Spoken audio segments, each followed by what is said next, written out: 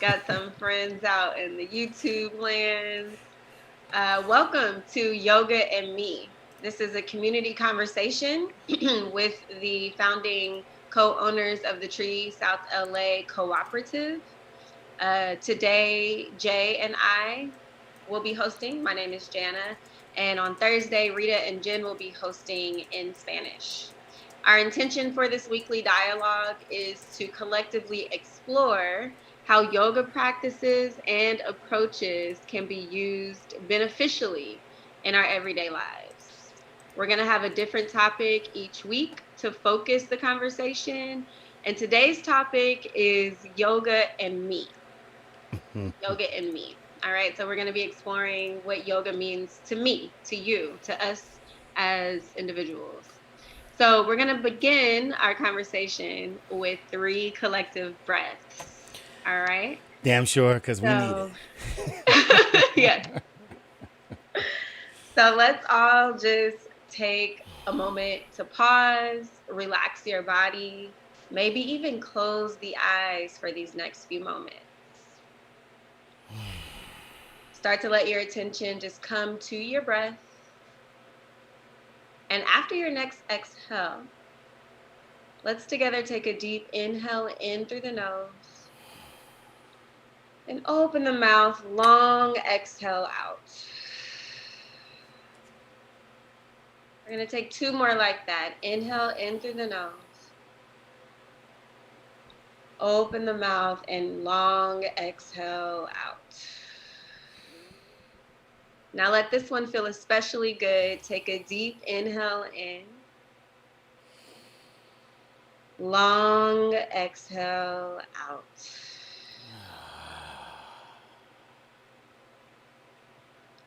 All right.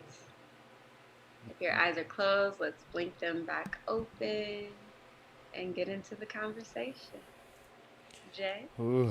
All right. We're gonna be starting our show with little quotes that we find to kind of help us get things kicked off. Because within yoga, we love these great quotes from our spiritual mentors. This week is Gandhi. A man is but the product of his thoughts. What he thinks, what he becomes. What does that bring up for you there, Jenna? So this to me really points to the idea that the life around us is our mirror, right? Everything is mirroring. What's in is also out. What's up is down. What's there is here. So it's this acknowledgement that what I'm thinking, what's inside of me, is going to become what's outside of me, which is what we call our experience. And so this really is very intimate with me and my practice with yoga as a daily life practice, and that acknowledgement that there's power in what's going on inside of me. And maybe there's more power in me than the perceived power that's outside of me. And so, and then it's like being able to actually have a friendly relationship with the inner and the outer, because I can acknowledge them as kind of one and the same. Different ways to experience it, but kind of one and the same. So that's what that brings up for me. What about you, Jay? Yeah, I would say it brings up um, self responsibility, right? It's in the sense of, a lot of times people are blaming where they are, what they're doing, what's happening, even who they're with. Like, oh, that person is causing me all kind of issues and whatever. And this quote really it puts the responsibility squarely within my realm. It's me who, in the senses, allowing people to be in my life. And so, since I'm the one putting my mind, putting my thoughts on something, then it's me who's actually bringing those things in. So it's like whatever you think you become, whatever it is, in a sense, I think I should be doing, then that's what I'm going to be doing. Whatever I think I should be, that's what I'm going to be about. It's whatever is in my mind, that's the actual world I'm experiencing. I think of the world as this infinite place. There's all of these people who exist. There's all of these things going on, and we get the opportunity through our own discernment to just kind of decide what it is we're going to pay attention to. So Hmm. for me, even in the sense of my choice of who I was dating, I got that that was all in my thinking of who I thought I should be with, what I thought was a hot individual, or so on and so forth. And so, a phrase like this from Gandhi really just helps me to understand that my mind, my world. And if I want to change my world, then it's important that I change my mind. Yeah. Yeah. Yeah. That's what comes up for me. Yes, this also makes me think about when you said we get to choose what we pay attention to. Mm. That strikes for me because it's so recently I've started this practice where in the morning when I wake up, I let myself lean into and more so, mentally lean into um the things that like are working in my life because I noticed that I would wake up and have this tendency to immediately go to something that needs to be fixed or something like what can I fix, like looking at it from a problem perspective, right? um and I'm acknowledging the difference that it makes in how I look at a thing. If my dominant tendency is to approach things in my life from this sense of it needs to get better or I need to fix it. I mean, even talking about myself, I mean, I used to talk about myself in the same way of like, I'm always getting better. So there's like that idea of yes, we're always like improving and evolving, but I've had to change my language because I recognize like how it really felt in me. When it's like getting better means that there's something wrong, that something needs to get fixed. As opposed to acknowledging that we're always evolving and we're always changing, and that we have some control on what that change looks like and what that evolution looks like. Then I can enjoy me now and the me that I'm going to become and not have to bash the me now because there's some better me that's going to become. And so that's been a really strong example of how we pay attention to things and what that becomes. Even if we can't change particular circumstances, it's like at least how can I shift how I'm looking at this circumstance? um, yeah.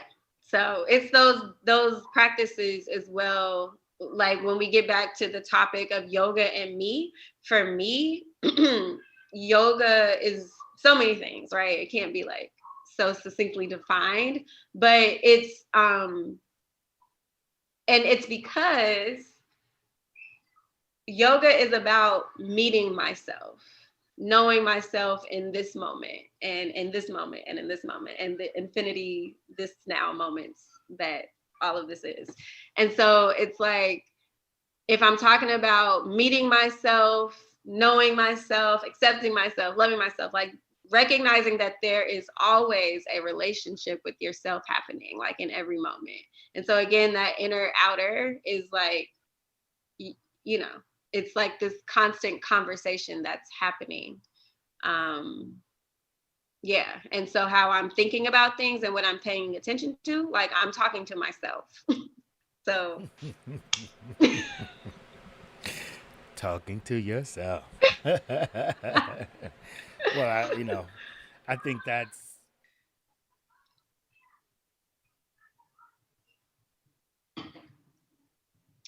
I can't hear you, Jay. Can you hear Oh, me there we go. now? Can you hear me Yes. now? All right. Now you're I back. I had to turn my my microphone down because I just got my laptop repaired, and I'm gonna have the guy come back out because it's making all these weird noises. It's crying out Hmm. to me like he didn't do something right. But what I was Right. saying was is that that last thing you said in the sense of talking to ourselves. I Mm-hmm. was just having that conversation with someone in the sense of knowing that everyone is a reflection of us. But that Yeah. again, because we've made the choice to actually talk to that person to even acknowledge or allow that person in, there's something that we see in ourselves with that person. It's not as if they just came out of the blue and whatever. We decided to pay attention to them and now even start listening. 'Cause I've had plenty of times where people were like, "Hey Jay, I was trying to get your attention. You didn't see me." I'm like, no, I didn't see you whatsoever. I completely missed you because they weren't in my worldview, I guess I would say, or within my Yeah. purview.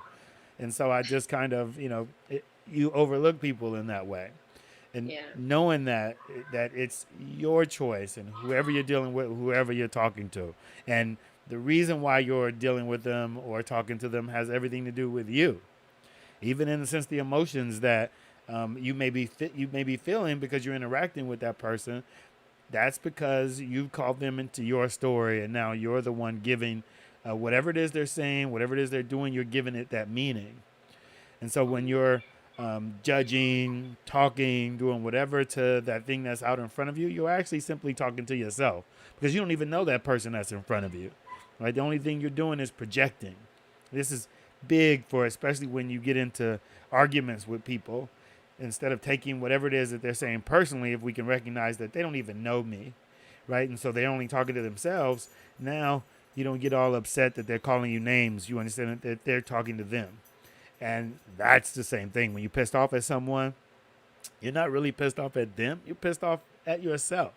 And when Hmm. again, you can change that view, you can change your emotional state as opposed to allowing it to be just out of control or in the hands of whoever's in front of you.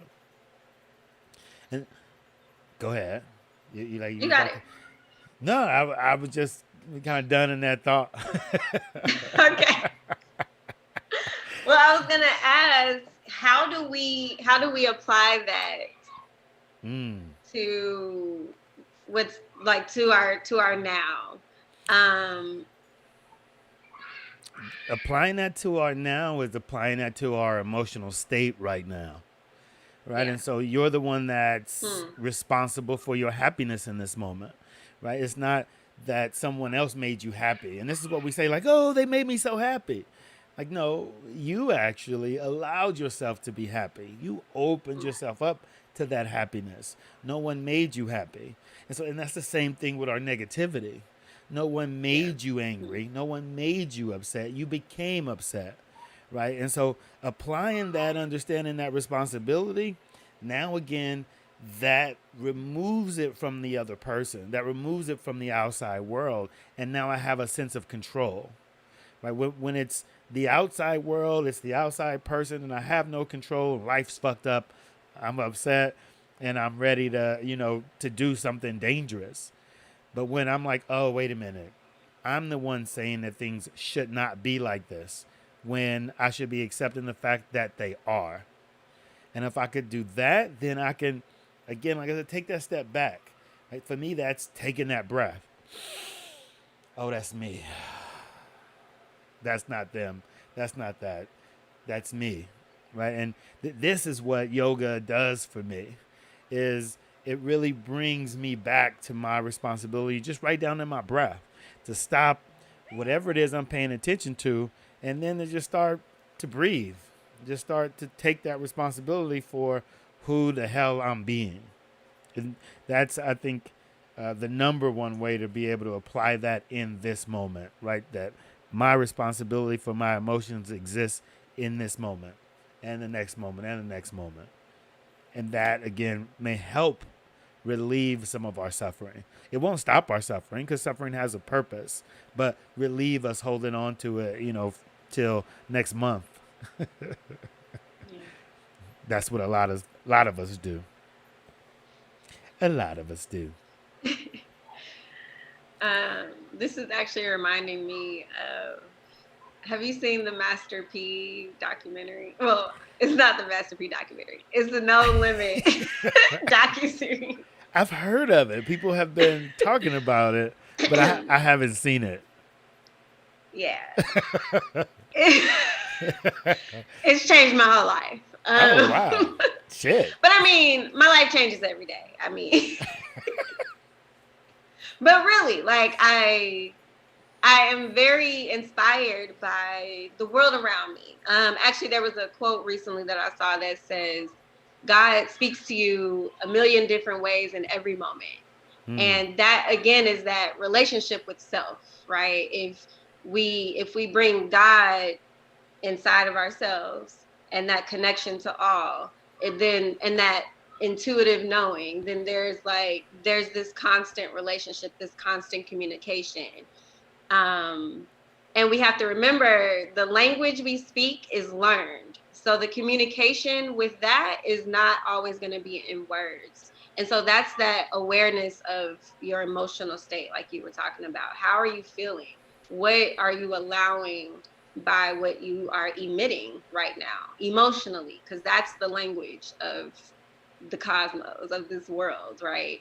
And so it's like, listening to that, paying attention to that. Um, and yeah, so anyways, God speaks to you in a million different ways in every moment. And so I do feel inspired by a lot of things. And I recently just watched that whole docu-series.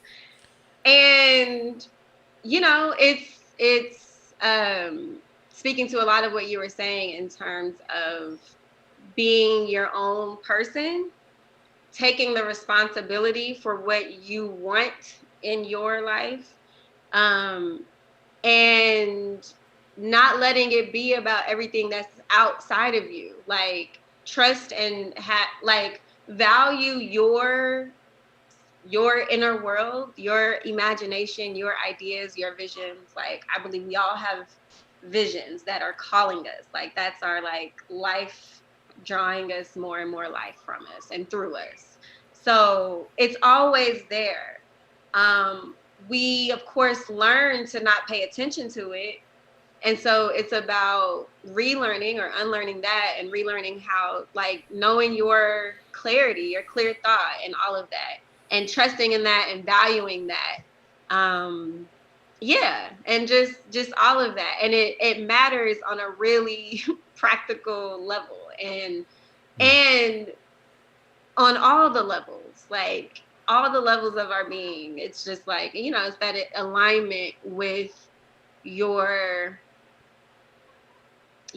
purpose, calling, that which you exist to express as. I don't know. Can a vision um, hurt someone? Can a vision hurt someone? um, well, so I think that there are things that come to us in our minds when we are, I mean, and again, it's all still reflections of what you're admitting. So it's like, if visions, it's like it's gonna be more of whatever it is that you are paying attention to. I know I um led you into a bit of a trap there. I know, like you like to do.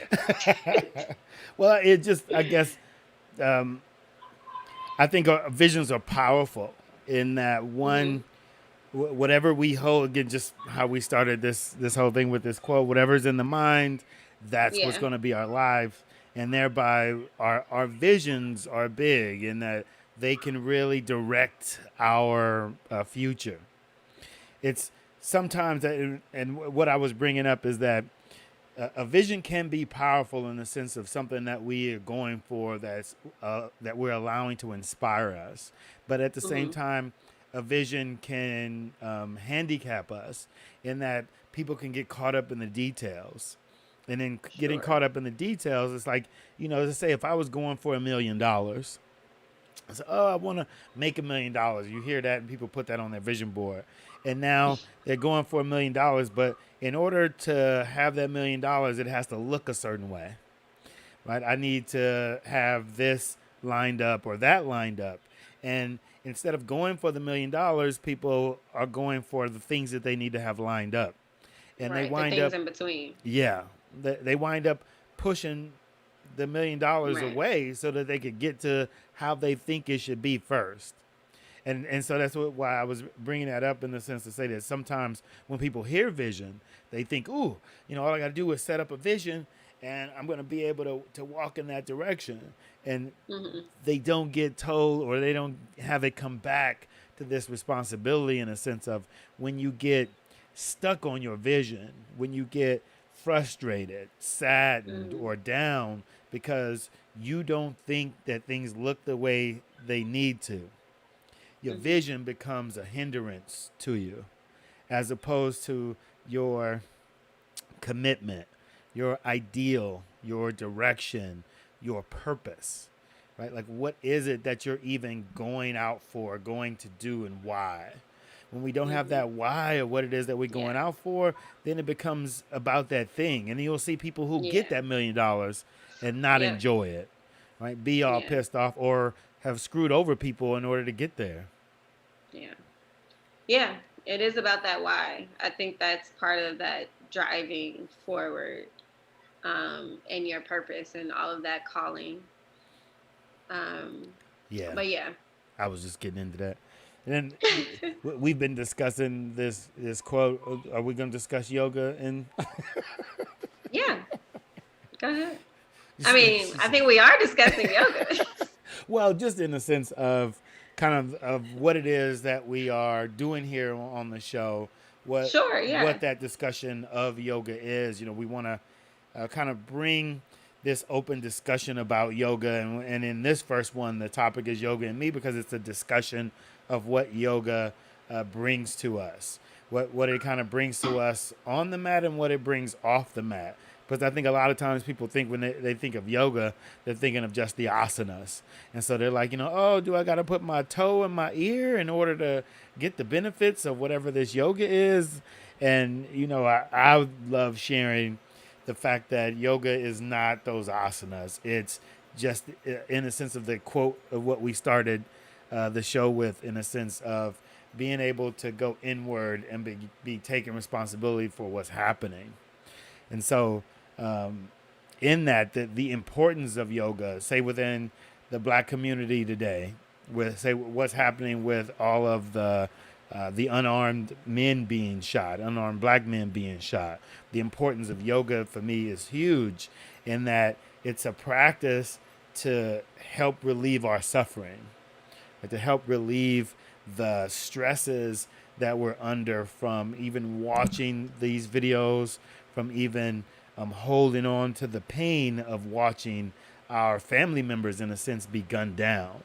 Right? It's something of where, again, if we can take responsibility for our emotional state and say that it's me focusing on the fact that this happened, that I'm so angry. What can I do with this emotion? What can I do with this anger? Like, can I channel it into something more positive, something constructive, or do I let it just tear me down?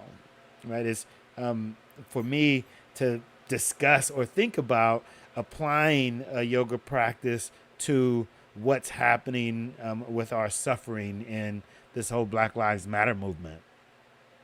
How can we breathe our way through this? That's sort of what is really on my mind today. Is people like, how would yoga help me deal with people being murdered? Right? And it's not really helping us deal with people being murdered, but it's giving us the space to deal with existing with all this shit happening. Right? People being murdered, bad things happening, those things are going to happen. But when we make it our entire life, right, our entire day, then it's a suffering through this entire time, as opposed to accepting what has happened and now acting in that acceptance, right? Going out to protest. I've been out to Black Lives Matter protest. For me, that was getting some of this off of me, to go out and let this move through me. right? Just in the sense of what we do with our asanas, it's to allow emotions, allow things to move through us, and not be stagnant, not be stuck in our suffering. That's what I'm thinking of with yoga and me, and yoga off the mat, especially with what's happening. You got anything you want to?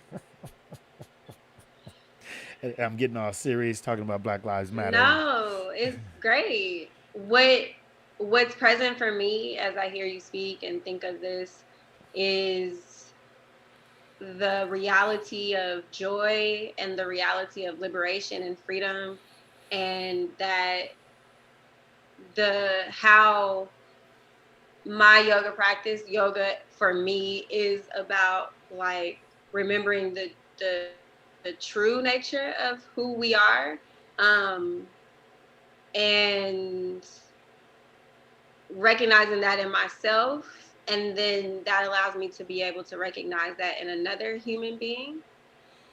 And to me, when we can see that and have that humanity for one another and for ourselves, it's like that solves so many things. Like, and and it's not to, again, because I mean, I'm already in this place where it's an accepting and a realizing and a accepting of the realities of what's happening. um but also, again, if I believe in the power of what I pay attention to and how I pay attention to things, then I have to, if I want this to not be the norm, I have to look at it differently. I have to be able to look at it and um, acknowledge something from it that still points to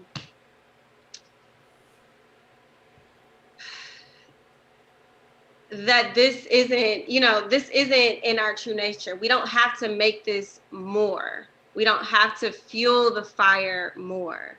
And so it's difficult. It really is. And for me, it's like I really believe in the power of like being able to live in one's own inner joy, peace, and clarity. And that is, exuding that in the world. Like, if, you know, a, we come together in a room of 10 people and we all come in there mad, that's going to turn out one way. If we all come into the room, in our joy and calm and happy to see each other, that's going to turn out another way.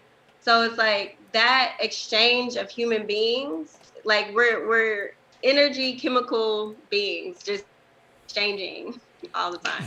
And so it's just like exchanging space, exchanging air, like all these things. And so, yeah, I don't know. And it's also, it's like love really lives in my heart. So it's difficult for me to look at um people even when they do wrong. It's hard for me to still look at them like and damn them.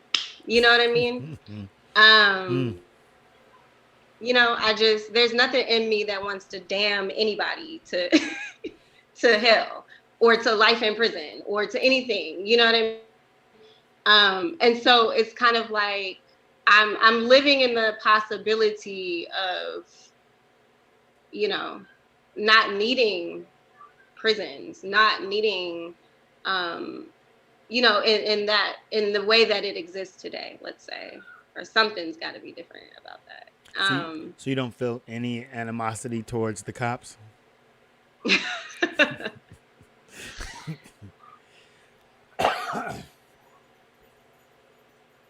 Do do do do do do It's like I don't like it, do. right? I don't like it. It None of it sits well with me, right? Um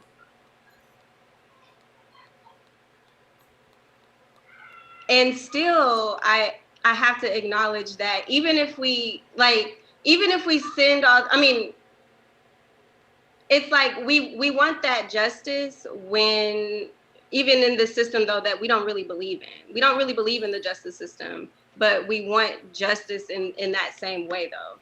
And so it's kind of like, so what's the real justice? What would really, what do we think these people who have innocently died, what do we think that they would consider justice for them, for their lives?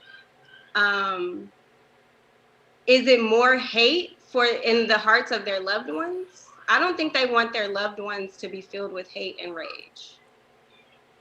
Um, I do think that they don't want things like this to continue. The police?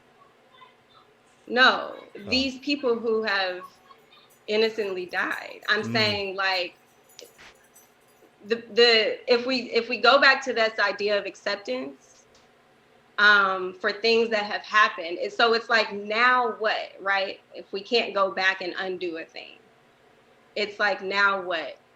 So one, it's like, we can't damn people to the same prison sentence and that whole thing that we also don't want like our kinfolks in. It's the same system. Um, Mm. we don't really believe in the justice of that. So we like, that's not really going to heal our hearts. So that's what I'm getting to. Because Yeah. I'm bad. I can say I am bypassing the quote unquote justice system Mm. because, yeah. It's BS. So yeah, it's BS. Um, and so it's like, for me, I'm thinking about like, what does justice really look like when a man, a woman, these people, their lives are already transitioned from this earth. So now what does justice, what does it look like to honor their lives? What does it look like to be in a space where we can prevent things like this happening further? Well, I think it That's would all. be getting to the why, right? It would be getting to like the justice of it would be if in a sense we feel the why was not justified. Rita Yeah, we wants to know be that's admitted. not justified. There is no excusable why for innocently killing someone, right? Like, right? Yeah. So that's clear that there is no. Hi, Rita. Hi, Rita. Rita just joined us. We didn't put no rules out here because if you're joining us, then you need to be part of the discussion. Actually, I was just looking at the Okay. time. This is a perfect time. We can open up the discussion. I see some chats in the YouTube. Oh. Um, Oh wow. and our people here can also feel free to chat. Um, we'll just open it up and see. Oh, I didn't see the chat questions. So I see one comment that says, back to when we were talking about, well, just everything. With the discovery of our true nature, it's hard to identify myself with form. So it makes me feel apathetic towards what's going on. Relating to the Black experience, how do I reconcile the two? Whoa. I read that again myself. The discovery of our true nature is hard to identify myself with form, so it makes me feel apathetic towards what's going on. Relating to the black So experience. the way that I hear this statement and question, and feel free, Shekinah B, to continue chatting. We're looking at it now for the rest of the conversation. So, um, but the way that I'm hearing what you're saying is talking about, if we're talking about our true nature, As spirit. it's like, as spirit, as formlessness, I guess is what you're saying when you say that you don't really identify with form because of that. Then it's kind of like you're seeing everything that's going on around in a very non-attached way. So it's saying you're apathetic to it. You're not attached to it because you're not identified with that. She said, "Do I need to reword?" Um, but yeah, that I mean that's a lot of We what should have gave you the Zoom link so you could have came I in and asked know. questions instead of having Rita and them just holding space. I'm just talking There's a shit. Zoom link. I just sent it if you want to join on Zoom. Um, But go ahead, Jay. I would say if I'm gathering this correctly, in a sense of it being like you said, there's two. There's us being spirit. There's us being formless, and then there's us being this body, this this ego, and in a sense, and now how in a sense to reconcile the two, how to not necessarily be attached to what's going on, and at the same time, what do you do with recognizing that something is going on? She said I yes, exactly. uh, so in reconciling the two, there is what I'm saying. I guess I would say what we're saying in a sense of acceptance as love, in accepting what's going on. That's I think the important aspect of it, right? The spirit, our formlessness, needs to accept the moment for what it is. Accepting the moment for what it is as this unjust thing, as this unfair thing, as this American experience. It's not to look at it to me from that right or wrong, because that's what the form does. From the spirit, it's not right or wrong, it just is. And once we can accept what is, now we can kind of find a way forward. Hopelessness comes from our confusion or our inability to reconcile the moment. We see it as something we can't do anything about. There's something outside of me, and now I'm powerless. And because I'm powerless, I'm hopeless, and I suffer in feeling like there's nothing that can be done. Yet, if in love, I can have that hope, I can see that path forward, I can accept that things need to change. What things need to change? What are the education? What's the education I need to put out there to help people come to this realization? And this is why I'm so into yoga, because I feel like it is making that shift to come from the ego and shift into the spirit. The ego makes things right and wrong, while the spirit, again, it just sees shit for what it is. Well, while we're in that right or wrong, now we're ready to destroy. We're ready to do negative things, and we're ready to not do anything. When people, oh, that's the right thing. That's that's all good. Now we think we still have no job. We still think we don't have anything to do. When we again know where we are, it's going to give us those tools to get to that place of a more just system, right? Accepting that it's unjust gives us the ability to go to the just. It's like accepting the fact that I'm sad will give me the ability to get to my happiness, because they are both the same thing. The injustice system and the justice system are part of the same system. And so we recognize where we are, then we can start pushing to get to this other place. That's at least what I'm gathering from that question. I don't know if you wanted to add something to that, Jenna. No, that's good for me. I mean, yeah, it honestly that is something that I personally I'm not even gonna say that I struggle with it. Honestly, I think it's just more so that inside of myself, I can be so apathetic to the things that just because like you're saying, I don't make it my life. I don't make it my identity. I don't make it take up 24 hours of thought in a day. Um it's just yeah. So it's difficult for me to even have conversations like this with a lot of people because I mean a lot of people will tend to just go in a direction that I'm not interested in going in when it comes to stuff like this. um, and so, and again, I value what I pay attention to. My mental currency is the biggest, most valuable actual currency that there is, right? What Mm-hmm. I'm paying attention to is what I'm creating more of. If I believe that what I think about is what I become, even, the Yoga Sutras talks about this, and all these things talk about what's inside of your mind. These are, your impressions, your mental impressions. They impress themselves on your external experience. And all you have to do is pay attention to your own life enough to know it for yourself. So it's like acknowledging that and choosing to, even when it doesn't feel good sometimes, Yeah. just let that matter.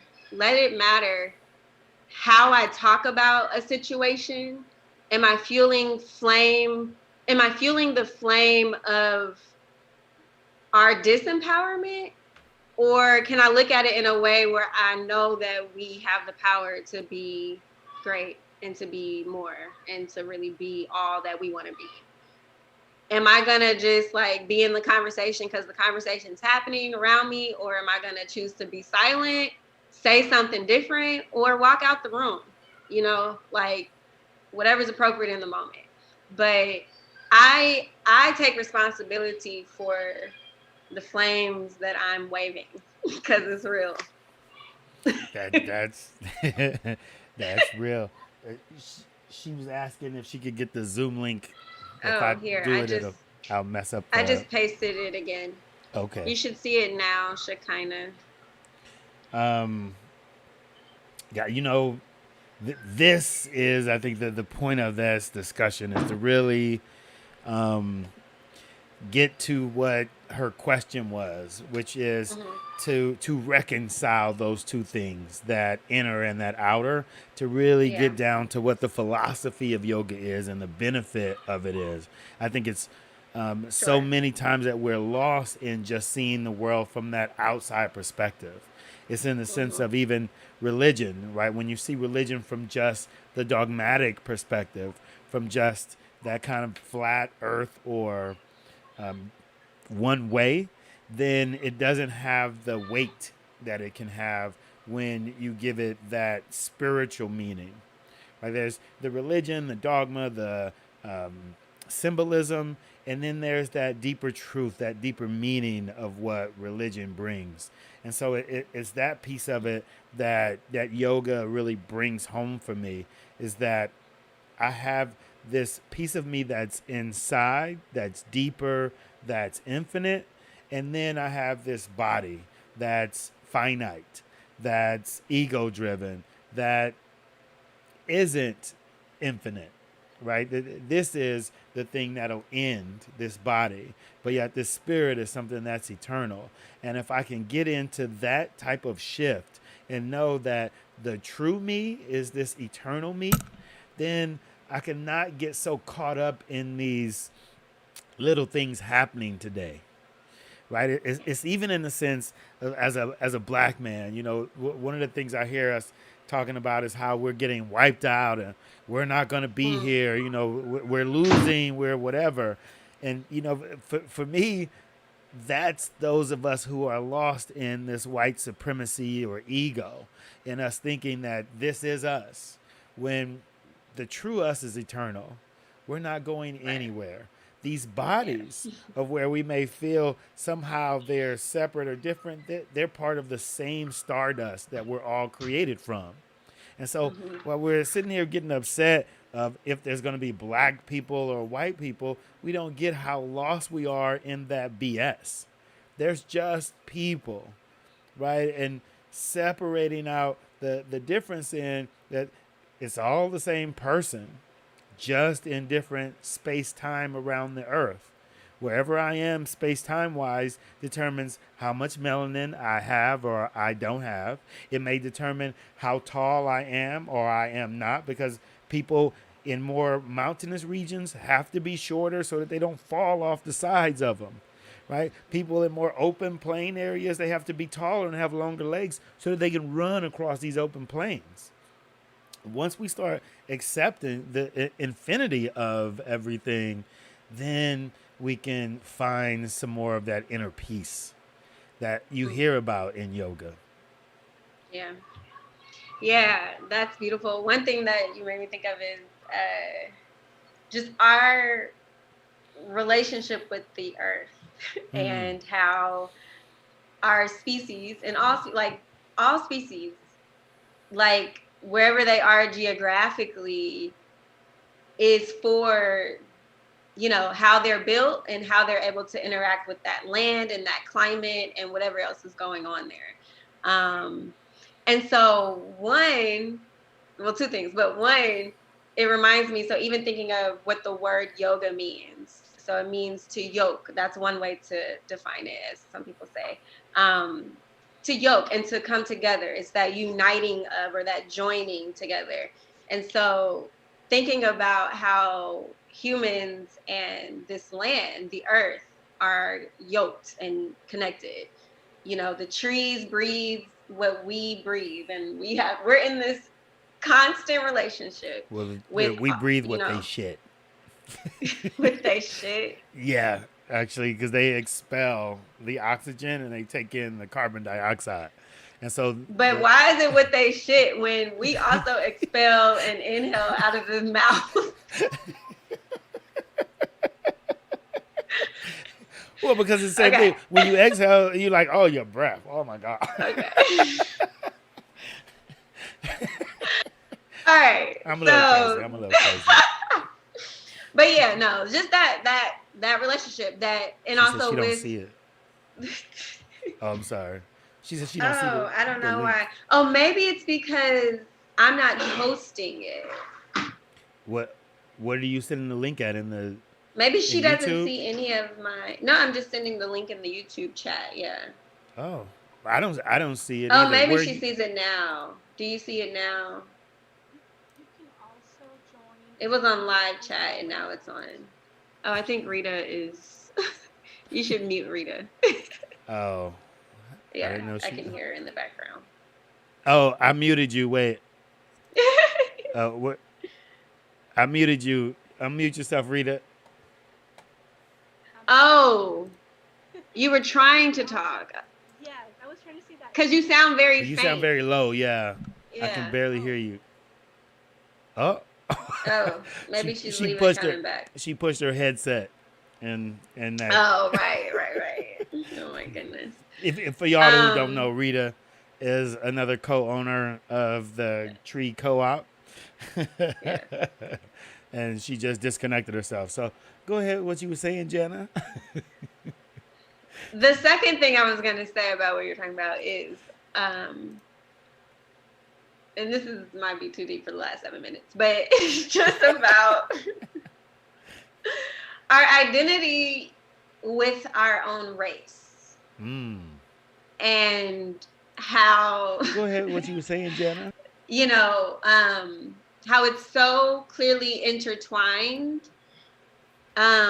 but just about even our race being something that is worth questioning our attachment to. Oh, we got all these technical things happening. Is that you said is that identity something worth being attached to? Oh, there shouldn't be a quote. Well, yeah, just bringing up the idea of that also being, one of these identities that we're attached to, that's also intertwined with so much of um, our struggle and so much pain. Um, you can join. Okay. Um, so yeah, I think she's sending a chat yeah, it's through Zoom, and they're not on Zoom, Rita.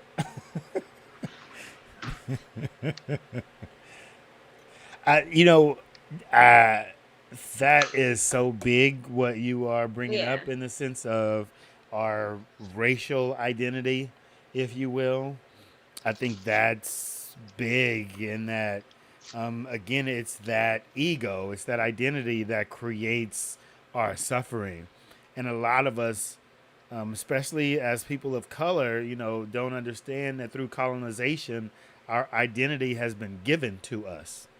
It has not been something that has been created by us. Mm. And it's that piece of it that I think yoga brings, in a sense of empowerment. Because for me, to be focusing on my breath, on taking that responsibility for my life in that 90-minute class, that 90-minute practice, even in the sense of that meditation, that's that time of where I'm attempting to write my own story, right? Mm-hmm. In this Mm-hmm. moment, to let go of whatever things I might be frustrated about or upset about from yesterday or tomorrow, whatever, and get right in here to this moment and just get into my breath. In the end of that, once we get to that shavasana, once we get to that that moment of recognizing that I'm not my story, right? When you get pulled out and I'm just in that breath, or I'm just on that one leg, or I'm just focused on that one thing, I'm no longer in that story, I'm no longer in that ego, there's that bliss. There's that release that I may feel. And a lot of us don't know what that is, right? When you come out of Shavasana, right? For me, what that is I'm no longer caught up in the story of me. And now I feel Yeah. so much lighter at the end of my practice. Right? Yeah. The type of ego death is so big and so important. It's what I love about yoga. Yeah. I dig it. Ego Death. There's actually a really great song out there called Ego Death right now. Oh. Let's wrap it up. Yeah, it's Ty Dolla $ign and Kanye West. Let a um, brother know. Let a brother know. so yeah, this has been a great, first conversation, yoga and me. We're gonna wrap it up here. Jay, do you want to lead us for the closing three breaths? Closing three best in 3 minutes. 3 minutes. Closing three best. Yeah, yeah. Let's what we do here in the sense of we start off with these opening breaths and these closing breaths. What this is for me is a setting of intention. It's kind of blocking out time for me. And so if I'm going to start something, I want to stop and get into my breath and set my intention to say, this is what I'm going to do. This is what I'm about to be about for this next hour. And let me let go of whatever might have happened before. And now, as we're going to close out, it's sort of the same thing. Is to, in a sense, put a pin on the discussion. For me to now get into my breath and let go of all of the topics and everything that we just brought up. A lot of times you, after a discussion, you still want to, go and talk some more, and you're not really present in the next thing you're going to do. And so we're going to do these closing breaths in a sense to end everything that has just happened in the sense of letting go of the conversation and now moving on to whatever it is that you're going to have happen next in your life. This is the J explanation. So let's just find a comfortable seated position. One thing we say is to have those shoulders just like kind of bring them up and then just let them drop back and down. Just get in and start breathing in the nose. And we're just going to inhale through that nose. Just take that deep inhale. Hold it at the top. And just exhale. Let's do it again. Inhale through the nose. Hold it at the top. Keep holding. Exhale, release out the mouth. So last one. Inhale through the nose. Hold. Keep holding. Exhale, release.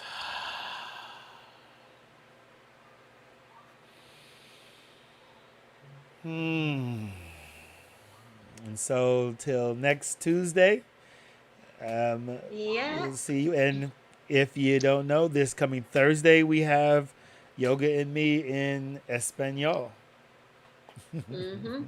And we definitely invite you to come for next week. We're going to be talking about yoga and relationships.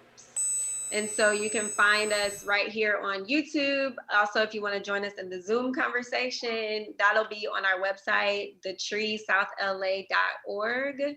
You can go to the weekly classes and you'll see it there. And check us out on Instagram, Facebook as well, The Tree South LA. See y'all next time.